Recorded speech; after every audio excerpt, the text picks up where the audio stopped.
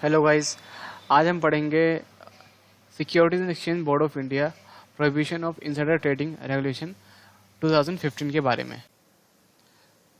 तो हम पढ़ने वाले हैं securities and exchange board of India prohibition of insider trading regulation 2015। The regulation prohibiting insider trading have been made pursuant to Section 30 of the SEBI Act 1992. The regulations define insider as any person who is a connected person or one in possession of or having access to unpublished price sensitive information. A connected person is defined by the Act as anyone who has been associated with the company in the 6 months period to the Connected Act and include any person who has been in frequent communication with the officers of the company in pursuit of contractual fiduciary और तो यहाँ पे हमें बताया सबसे पहले ये बताया गया है कि जो हमारा सेक्शन 30 है सेबी एक्ट 1992 का, वो इनसाइडर ट्रेडिंग के बारे में कुछ बताता है। तो चलिए सबसे पहले हम ये जानते हैं कि इनसाइडर ट्रेडिंग क्या होती है। जब भी कोई पर्सन, कोई कंपनी का पर्सन जिसके पास एक ऐसी इंफॉर्मेशन है जो कि कंपनी का जो स्टॉक प्राइस है उसमें चेंज ला सकती है, मतलब हो सकता है कि वो ऐसी इंफॉर्मेशन है जिसके आते ही मार्केट में कंपनी का स्टॉक प्राइस बढ़ जाए या फिर घट जाए। ठीक है, अगर ऐसी इंफॉर्मेशन किसी पर्सन के पास है जो कि कंपनी से रिलेट करता है, ठीक है, तो उसे हम बोलेंगे इनसाइडर। अब अगर वो पर्सन उस इंफॉर्मेशन का यूज करके वो ट्रेडिंग करता है तो उसे हम बोलते हैं इनसाइडर ट्रेडिंग, जो कि इंडिया में इनलीगल है। ठीक है, तो यहाँ पे सबसे पहले ये बताया गया कि इनसाइडर हम किसको बोलेंगे। तो कोई भी कनेक्टेड पर्सन या फिर वन इन पोसेशन ऑफ, यानी कि एक ऐसा पर्सन जो कि उस इंफॉर्मेशन से कनेक्ट रहा हो या फिर उसकी पोसेशन में रहा हो। ठीक है, अब वो जो इन्फॉर्मेशन है वो इन्फॉर्मेशन कैसी होगी, वो होगी प्राइस सेंसिटिव इन्फॉर्मेशन, जो कि कंपनी के जो शेयर प्राइस है वो उसको बढ़ा भी सकती है और घटा भी सकती है। ठीक है, तो अगर ऐसी इन्फॉर्मेशन का यूज करके अगर कोई कंपनी का बंदा, ठीक है, ट्रेडिंग करता है तो उसे हम बोलेंगे इनसाइडर ट्रेडिंग। तो यहाँ पे सबसे पहले ये बताया गया कि इनसाइडर क्या है। तो इनसाइडर कौन होगा, या फिर कोई कनेक्टेड पर्सन या फिर वन इन पोसेशन ऑफ। ठीक है, अब जैसा कि इस डेफिनेशन में दे रखा है कनेक्टेड पर्सन, तो अब आगे हमें ये बता रखा है कि जो कनेक्टेड पर्सन है उसकी डेफिनेशन क्या है। तो ऐसा कोई भी पर्सन जो कि उस एक्ट के होने से, मतलब मान लीजिए वो जो एक्ट है वो होने वाला था, ठीक है, और उसके 6 महीने पहले जितने भी लोग उस इंफॉर्मेशन को जानते हों या फिर उस कंपनी से रिलेट करते हों, उनको हम बोलेंगे कनेक्टेड पर्सन। बस मेनली आपको ये ध्यान रखना है कि कोई भी एक ऐसा पर्सन जो कि उस इंफॉर्मेशन से कनेक्टेड हो, ठीक है, तो उसे हम बोलेंगे इनसाइडर। सो जैसे कि आप देख सकते हैं यहाँ पे एक वर्ड यूज हुआ है कनेक्टेड पर्सन। तो आगे जो डेफिनेशन दे रखी है वो उसी के बारे में है कि एक कनेक्टेड पर्सन हम किसको बोल सकते हैं। तो वो जो एक्ट होने वाला था, यानी कि प्राइस सेंसिटिव इंफॉर्मेशन जो थी उससे रिलेटेड जो एक्ट होने वाला था, उससे 6 महीने पहले जितने भी पर्सन कंपनी में थे या फिर उस इंफॉर्मेशन से कनेक्ट थे, उन सभी को हम बोलेंगे कनेक्टेड पर्सन। अब उसके अंदर कौन कौन से लोग आते हैं, जैसे कंपनी के कुछ ऑफिसर्स हो गए या फिर बोर्ड ऑफ डायरेक्टर्स हो गए, एम्प्लॉयज हो गए। ठीक है, तो उन सभी को हम बोल सकते हैं connected person. Further an explanation is provided of the expression person is deemed to be a connected person in detail. Such persons are deemed to be connected persons until the contrary is established. तो यहाँ पे ये बताया गया है कि एक connected person हम किन किन लोगों को मान सकते हैं, यानी एक ऐसा पर्सन जो कि हो सकता है deemed to be a connected person. तो ऐसे कौन कौन से पर्सन हो सकते हैं, तो यहाँ पे कुछ एग्जाम्पल दे रखे हैं, जैसे स्पाउस हो गई, पेरेंट हो गए, सिबलिंग्स हो गए, चाइल्ड हो गए, या फिर डिपेंडेंट पर्सन हो गए, मतलब जो कि उस पर्सन से कनेक्टेड है, जिसके पास वो इंफॉर्मेशन है, ठीक है। होल्डिंग कंपनीज हो गई, सब्सिडरी हो गई, या फिर एसोसिएट कंपनीज हो गई, या फिर इंटरमीडियरीज जो कि स्पेसिफाइड है in section 12 of the SEBI act 1982। सो इन सभी को हम मान सकते हैं कि हाँ कि ये पर्सन कनेक्टेड पर्सन हो सकते हैं। और यहाँ पे ये 5th पॉइंट में एक इंपॉर्टेंट पॉइंट है, a member of the board of directors और an employee of a public financial institution as defined in section 4A of the companies act 1956। So इस सेक्शन के तहत, section 4A of the companies act 1956, तो इसके तहत जो भी board of directors हैं या फिर कोई एम्प्लॉय है जो कि पब्लिक फाइनेंशियल इंस्टीट्यूशन का एम्प्लॉय है, ठीक है, तो उसे भी हम एक कनेक्टेड पर्सन हम मान सकते हैं। और नेक्स्ट पॉइंट, नेक्स्ट यहाँ पे ये बताया गया है कि अनपब्लिश्ड प्राइस सेंसिटिव इंफॉर्मेशन कौन सी होती है। तो यहाँ पे आपको पूरी एक लिस्ट दे रखी है, जैसे periodical financial results of the company, ठीक है। अगर मान लो किसी कंपनी का जो फाइनेंशियल रिजल्ट है, यानी जो फाइनेंशियल इंफॉर्मेशन है, वो अभी अनाउंस होने वाली है, ठीक है। अब वहाँ पे जो रिजल्ट है, हो सकता है पॉजिटिव हो सकता है नेगेटिव हो, लेकिन जो उसका इम्पैक्ट है वो शेयर पे ज़रूर पड़ेगा। मान लीजिए कि कंपनी को इस बार प्रॉफिट हुआ है या फिर कंपनी ने बहुत अच्छा परफॉर्म किया है, तो उस केस में क्या होगा कि जो इन्वेस्टर्स हैं वो और ज़्यादा उस कंपनी के शेयर बाय करेंगे। और मान लीजिए अगर उस कंपनी का शेयर प्राइस अगर गिर रहा है, तो वहाँ पर बहुत सारे इन्वेस्टर क्या करेंगे, उस कंपनी के शेयर सेल करेंगे। तो ये एक ऐसी इन्फॉर्मेशन है जो कि, और इसके अलावा और दे रखा है, जैसे कि अगर कंपनी डिविडेंड देने वाली है, अब वो डिविडेंड किसी भी तरीके का हो सकता है, इंटरिम डिविडेंड हो सकता है, या फिर final dividend, issue of securities, buyback of securities. So ये कुछ ऐसी इंफॉर्मेशन है जो कि पब्लिकली लोगों को नहीं मिलनी चाहिए एक स्पेसिफिक टाइम से पहले।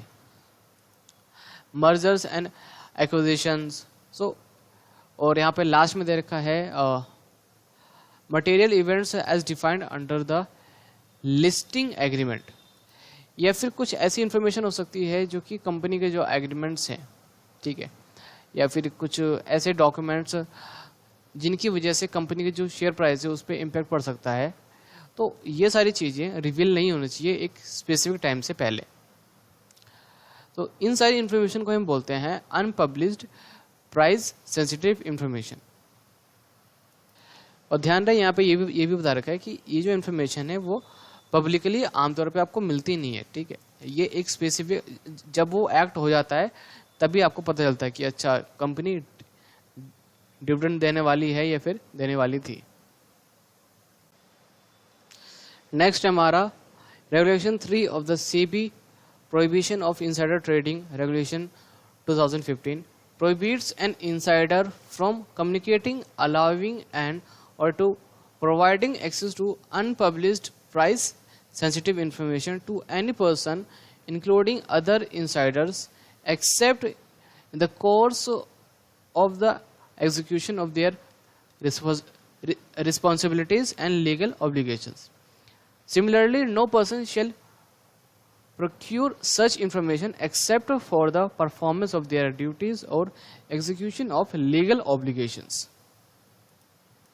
तो यहाँ पे ये बताया गया है कि जो रेगुलेशन 3 है वो एक इनसाइडर को मना करती है कि वो किसी भी पर्सन से वो कम्युनिकेट नहीं कर सकता है, ना ही उनसे मिल सकता है तब तक जब तक कि वो अपनी जो अपनी रिस्पॉन्सिबिलिटीज है या फिर जो लीगल ऑब्लिगेशन है उनको पूरा कर रहा है। और यहाँ पे ध्यान रहे कि इनसाइडर हम उसे मानेंगे जिसके पास अनपब्लिश्ड प्राइस सेंसिटिव इंफॉर्मेशन होगी। Regulation 4 prohibits the trading in listed securities or those proposed to be listed by any insider in possession of UPSC. Exception to this rule include off-market transaction between insiders who all have the same information. If the trades were done by non-individuals, then the persons taking decisions on the trade were not in possession of the UPSI. Insiders can trade in securities if the trades were in accordance to a trading plan that has been approved by the compliance officer. The trade shall not be done within a period of 6 months from the public disclosure of the plan or within the period defined by the regulations of the announcements of the financial results.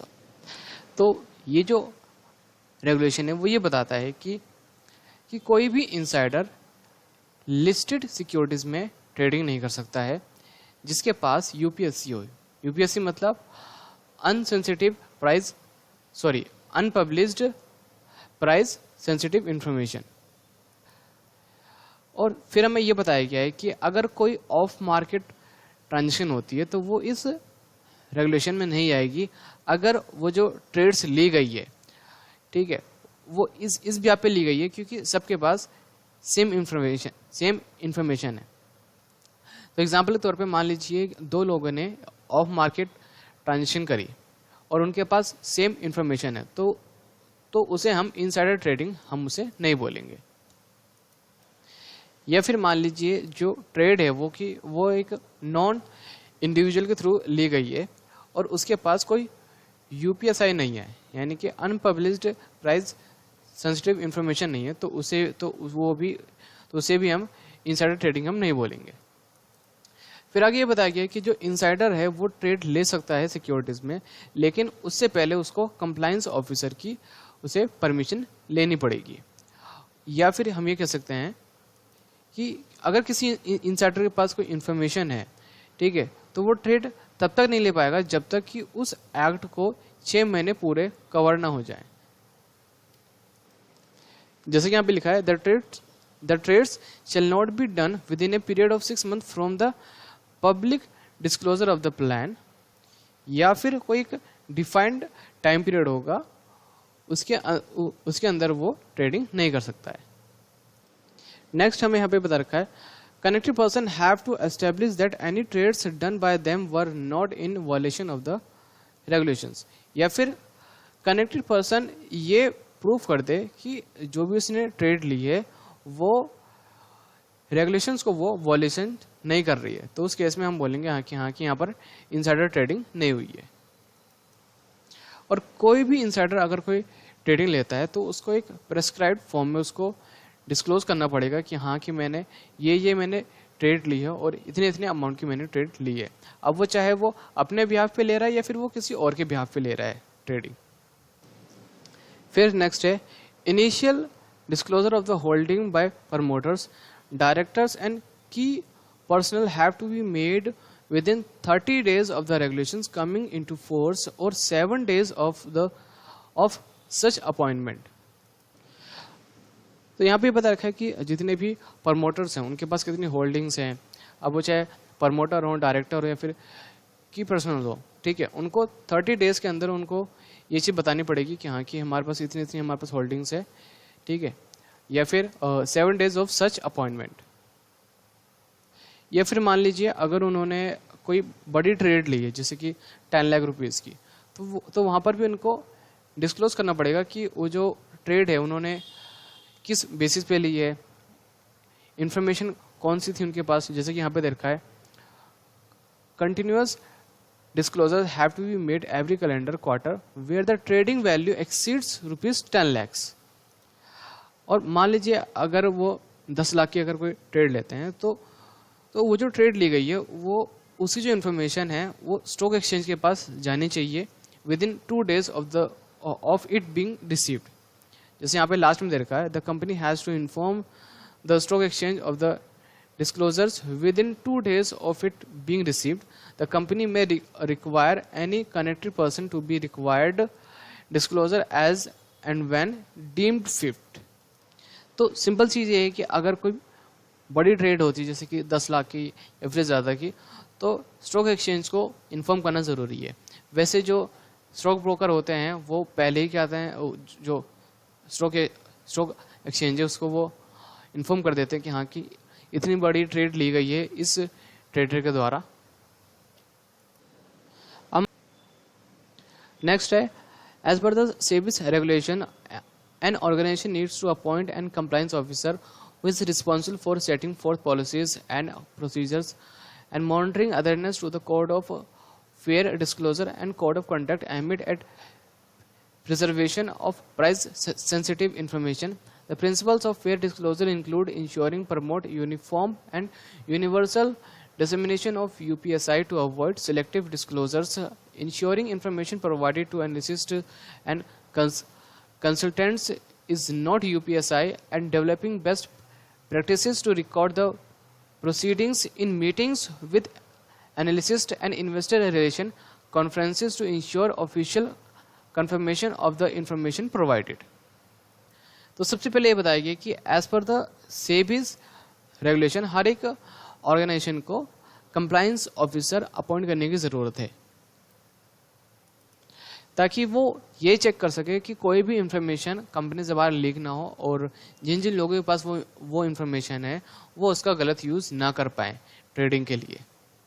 तो अब इसकी वजह से क्या होता है कि जो ऑपरेशन है कंपनी का वो अच्छे तरीके से चल पाता है, एक अच्छा कंट्रोल बन पाता है, और जो यूपीएसआई जो इंफॉर्मेशंस हैं वो भी लीक नहीं होती हैं और उनका भी जो यूज़ है वो अच्छे से किया जाता है।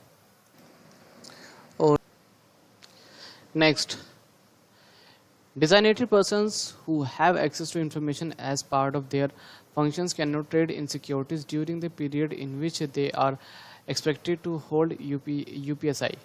The compliance officer will decide when trading can commence based on factors such as when the UPSI will become generally available information.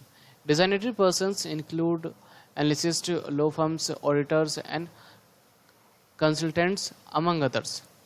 Trading by the designated person is subject to pre-clearance by the compliance officer if the value exceeds the limits set by the board of directors. Entities handling a UPSI such as auditors, analysts, consultants, and others are also required to formulate a code of conduct to monitor the trading in the securities by their employees. अब यहाँ पे बताया गया है कि एक designated person trade नहीं कर सकता है अगर उसके पास कोई यूपीएसआई है, यानी कि अनपब्लिश्ड प्राइस सेंसिटिव इंफॉर्मेशन अगर उसके पास है तो वो ट्रेड नहीं कर सकता है।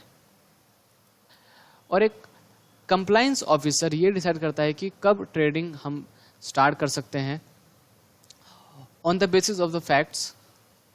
अभी जो डिजाइनेटेड पर्सन है ये कौन कौन लोग हो सकते हैं, तो ये सबसे पहला यहाँ पर कोई एनालिसिस हो सकता है, लॉ फर्म्स हो सकती हैं, ऑडिटर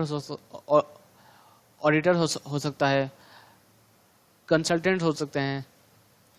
फिर यहाँ पे बता रखा है कि जो कंप्लायंस ऑफिसर है वो ये डिसाइड करता है कि जो ट्रेडिंग है वो कब एक डिजाइनेटेड पर्सन कर सकता है।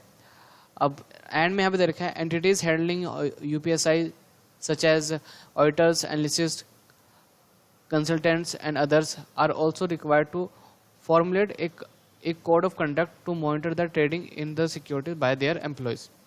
यानी कि एक जैसे मान लीजिए ऑडिटर्स हैं, ठीक है, अब इनके भी कुछ एम्प्लॉयज़ हैं, तो हो सकता है कि वो जो इन्फॉर्मेशन इनके पास है उन्होंने पास कर दी हो अपने एम्प्लॉयज़ को, तो इनके जो एम्प्लॉयज़ हैं उन्हें भी ये ध्यान रखना है कि वो इन्फॉर्मेशन के बेसिस पे वो ट्रेडिंग ना करें, ठीक है। अगर वो ट्रेडिंग करते हैं तो उस केस में उनको वो सारी जो ट्रेडिंग उन्होंने की है, ठीक है, उसको एक प्रेस्क्राइब्ड फॉर्म में उसको सामने रखना होगा कंप्लायंस ऑफिसर के सामने। तो उसके फिर जो कंप्लायंस ऑफिसर होगा फिर उसके हिसाब से वो एक्ट करेगा। तो अब हम पढ़ने वाले हैं चाइनीज़ वॉल के बारे में। तो ये चाइनीज़ वॉल है क्या, तो ये एक पॉलिसी है जो कि इसलिए बनाई गई है कि जो यूपीएसआई है यानी कि जो सेंसिटिव इंफॉर्मेशन है वो कंपनी से बाहर ना जाए। तो चलिए स्टार्ट करते हैं। To prevent the misuse of confidential information the organisation or firm shall adopt a Chinese wall policy which separates those areas of the organization firm which routinely have access to confidential information considered insider areas। तो यहाँ पे तो इस policy के तहत company क्या करती है, कंपनी उन एरियाज पे थोड़ा ज़्यादा फोकस करती है जो कि एक प्राइस सेंसिटिव इंफॉर्मेशन को कवर करते हैं, जैसे कि सेल, मार्केटिंग, इन्वेस्टमेंट एडवाइस। और इस वॉल को सिर्फ डिजाइनेटेड पर्सन ने क्रॉस।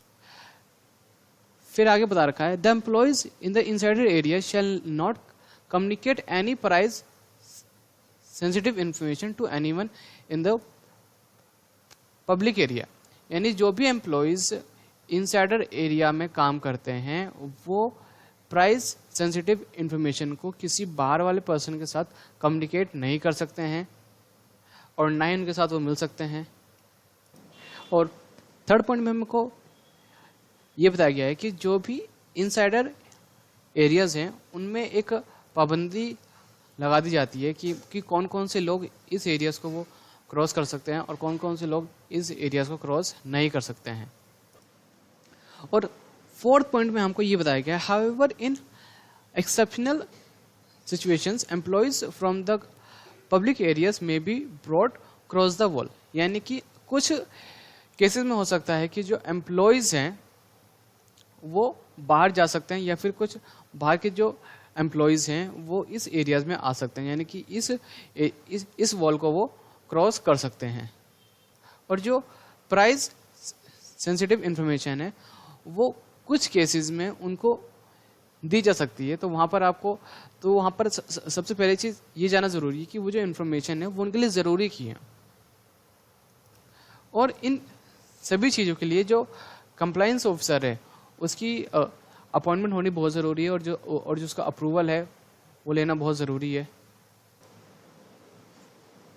नेक्स्ट है, these regulations also state that analyst, if any employed with the organization or firm while preparing research reports of the client company shall disclose their shareholdings interest in such company to the compliance officers, and the analyst who prepare research report of listed company shall not trade in securities of that company for 30 days from the preparation of such report।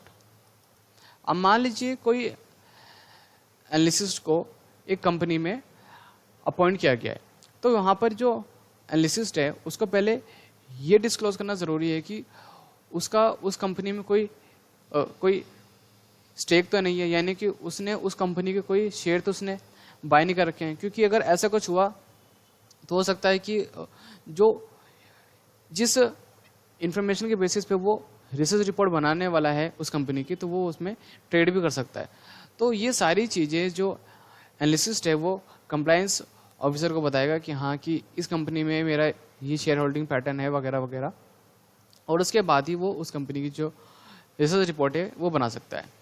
और जब वो research report बनाएगा, अब मान लीजिए किसी analyst का जो शेयर होल्डिंग पैटर्न है, मतलब उसने कुछ शेयर उसने बाय कर रखे हैं उस कंपनी के या फिर उसने नहीं भी बाय कर रखे हैं, तो 30 डेज तक वो उस सिक्योरिटीज़ में, यानी कि उस कंपनी की जो सिक्योरिटीज़ हैं उसके अंदर वो ट्रेड नहीं ले सकता है। क्योंकि यहाँ पे अगर हम देखें तो साफ तौर पे उसके पास कुछ न कुछ ऐसी इन्फॉर्मेशन गई होगी जिसके बेसिस पे उसने वो जो रिसर्च रिपोर्ट है वो बनाई है। अब आगे यहाँ पे हमें दे रखा है रेगुलेशन 21C। तो इसमें बताया गया है कि फ्रॉड की जो डेफिनेशन है वो क्या है, मतलब जो फ्रॉड है वो किस तरीके का है, वो वहाँ पर वो एक एक्ट है, एक्सप्रेशन है, ओमिशन है, क्या है। तो इस चीज़ के बारे में यहाँ पे बता रखा है। तो यहाँ पर हम इसको थोड़ा सा डीप में नहीं जाएंगे, बस इसको यहीं पे ख़त्म करते हैं। तो बस इस वीडियो के लिए बस इतना ही। नेक्स्ट वीडियो में हम बात करेंगे हमारे दूसरे एक्ट के बारे में।